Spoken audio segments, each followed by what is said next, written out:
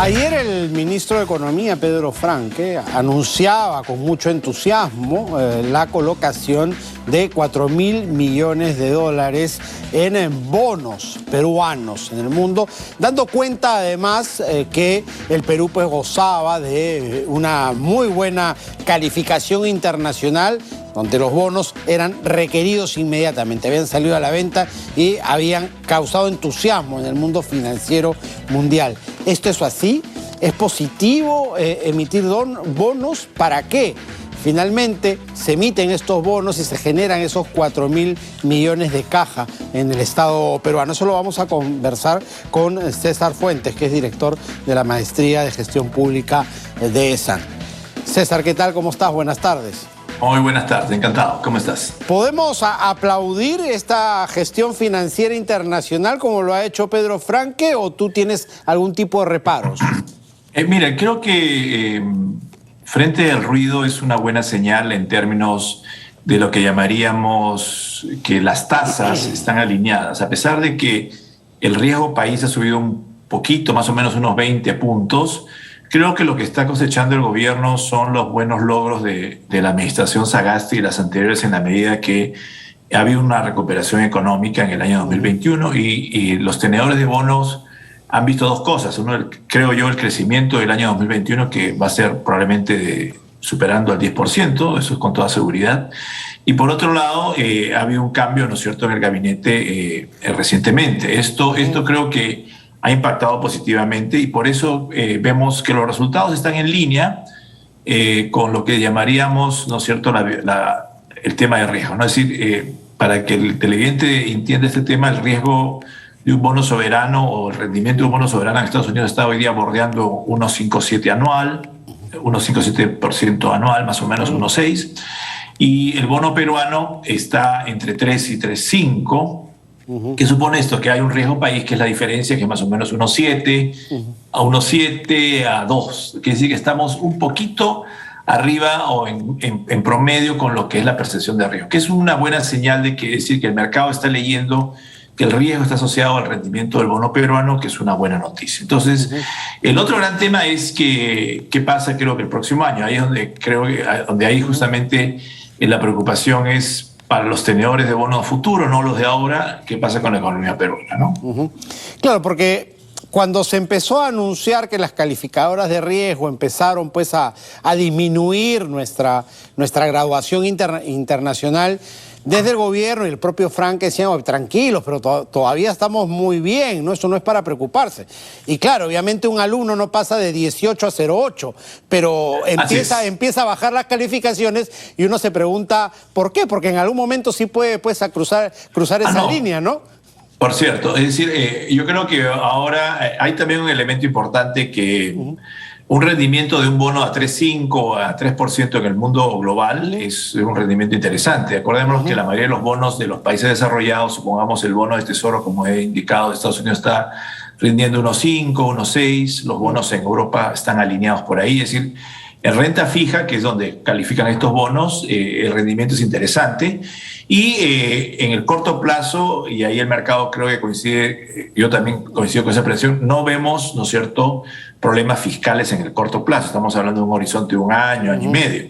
Pero lo que sí hay preocupación es con el crecimiento, y ahí es donde creo que la versión de muchos analistas internacionales se discrepa en la medida que claramente estamos viendo, ¿no es cierto?, que va a haber un frenón de inversiones. Ya lo tenemos en crédito.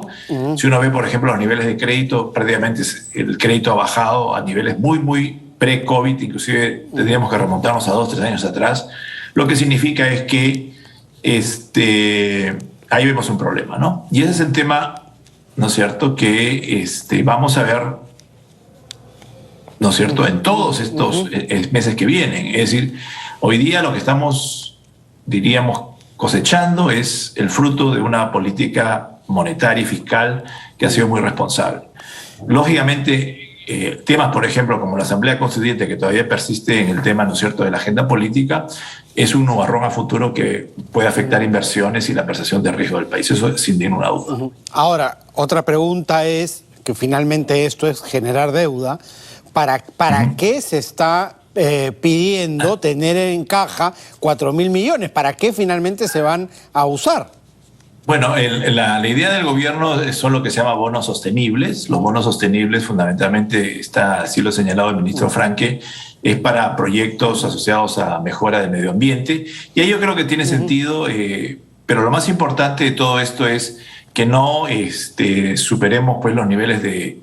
Hoy estamos ya bordeando el 40, un poco más por ciento de deuda con respecto al PBI. La idea justamente es que esto no supere el 50%, ¿no? Y estamos, si vamos, y acá es muy importante lo que ha dicho el ministro Franque, es el tema de consolidación fiscal. Es decir, podemos tener déficit fiscal este año, el próximo, pero ya el 2023 tenemos que cerrar esa brecha porque el Perú, si bien es cierto, hoy día goza, como se ha visto, ¿no es cierto?, de una buena reputación a nivel de pagador y a nivel de tasas, esto puede cambiar sustancialmente pues, cuando superemos diríamos, este nivel de 50% más, que es lo que hay que evitar, porque eso ya complica las cuentas fiscales del Perú. Claro, y hasta un millonario puede quebrar y el Perú está lejos de ser millonario, ¿no? Somos un país ordenado en la parte fiscal y monetaria, pero todavía nos falta mucho. Es decir, creo que a diferencia de países del sudeste asiático que han tenido pues, un crecimiento, nosotros tenemos estabilidad, pero realmente con los niveles de crecimiento no nos alcanza realmente para tener sostenibilidad en el mediano plazo. Y esa es la preocupación, creo que el gobierno debería tener, es justamente avanzar en temas de mayor inversión, mayor crecimiento, mejor, ¿no es cierto?, mayor productividad, que son temas que trascienden esta administración, pero son realmente un legado que tenemos de hace bastantes administraciones. Y en base a esas preocupaciones que tú planteas, ¿por dónde estaría el derrotero? ¿Por dónde tú girarías el timón?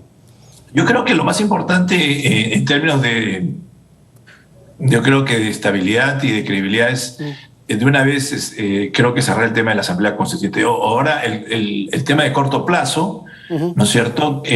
Lo que está diciendo el Congreso es que sí lo va a hacer y también el gobierno, pero creo que políticamente y como está la economía, creo que sería una mala señal y lo estamos viendo en los niveles de inversión a nivel de inversión privada. Eso creo que es un primer momento y hay espacio, ¿no? Yo creo que acá hay un error del gobierno y de la administración Castillo pensar que realmente cambiando una constitución vamos a poder reordenar el gasto fiscal a nivel de lo que quieren hacer, que es mayor gasto social en educación, salud, infraestructura. Eso tranquilamente se puede hacer con esta constitución y se puede hacer en los márgenes que exige la constitución. Entonces yo creo que políticamente vamos a perder 1 o 2 años que no podemos perder en una discusión que al final creo que va a haber un entrampamiento político y las inversiones que tanto buscamos van a tener no un buen derrotero en el año 2022 y 2023 si persistimos en el tema de la Asamblea. Creo que es un tema que ya está súper claro tanto para la oposición del gobierno como para el gobierno, que es un tema crítico. Sí, claro, además lo hemos conversado infinidad de veces acá. El tema no es el marco legal del país, sino gestión. Y tú eres experto justamente en eso, gestión pública. Así es. Ahora, una última para cerrar. En el inmediatísimo plazo, la prueba que vamos a tener va a estar en el Congreso de la República el próximo jueves, ¿no? Respecto a si finalmente hay o no confianza para el gabinete Vázquez, que podría mover y causar un terremoto político nuevamente. Así es. Creo que hay un consenso que el gabinete va a pasar, esa es mi impresión, a diferencia del anterior gabinete que estaba muy cuestionado por temas técnicos. Creo que este es un gabinete en su mayoría más solvente que el primer gabinete o el gabinete anterior, y eso creo que le va a dar espacio al gobierno para que realmente las cosas procedan, ¿no?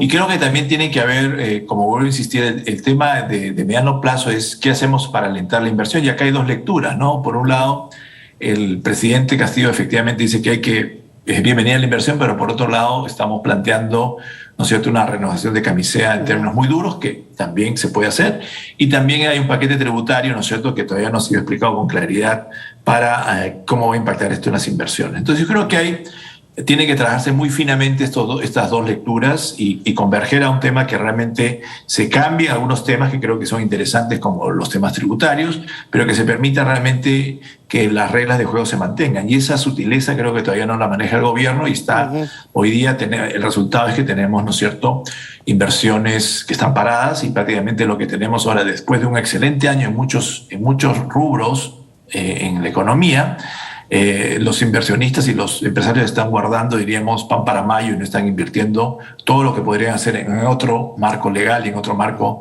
¿no es cierto?, asociado a un mantenimiento de las reglas de juego. Correcto, César. Muchísimas gracias, como siempre. Encantado. César Fuentes, profesor de San Estado con nosotros. Cerramos nuestro bloque económico.